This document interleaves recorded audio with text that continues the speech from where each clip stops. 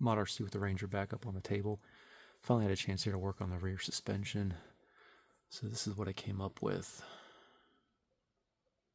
And let me zoom in a little bit here. Alright, so I bought 3 different aluminum shock mounts and was able to get the combination of these 2 to work. So I just have them bolted together here, and I'm using factory mounting locations to bolt a bracket onto the chassis. And this is actually the original upper shock mount, but as you can see, it puts the shock at an angle. So I want to try to get it as upright as I possibly could. So it came out pretty good. So I have a little bit of articulation. I used a O-ring down here. I have a couple up here too, but everything's nice and tight, or sturdy I should say, with the bracket. And I do have full travel. Put this around here.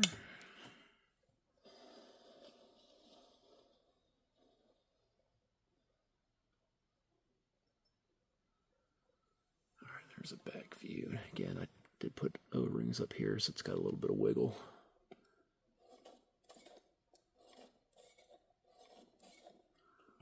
Alright, so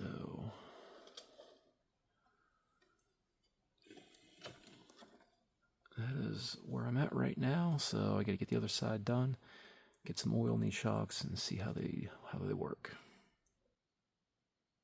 Alright, so I just got the rear suspension finished off. This is how it came out. So the brackets worked out well, it's sturdy.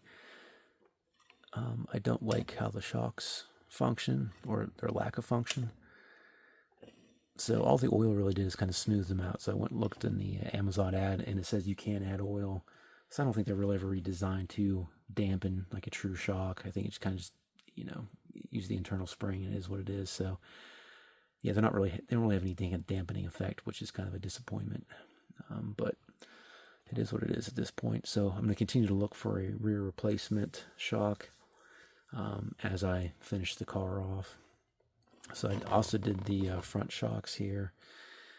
Just basically dumped out the oil, cleaned out the tubes, put 40 weight in. It was too stiff, so when the shock compressed, these springs weren't stiff enough to decompress the shocks all the way and get it up to ride height.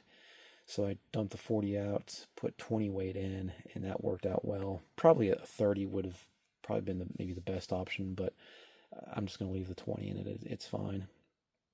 I did have to adjust the spring tension even with the 20 weight to make it, I guess, a little stiffer. So with the 2 pins, the upper pin's low tension, lower pin's high tension. I had to put on the high tension setting, and the front end feels good now. I was afraid otherwise it's just going to be too soft with that plastic body, and the way it sits up high. When you go into a turn, it was just probably going to lean over, have a tendency to want to potentially roll.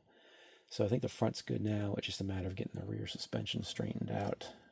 But I'm going to drive it as is. Hopefully the next time I work on it, I can get the electronics taken care of, get the battery straps on, and then take it for a ride.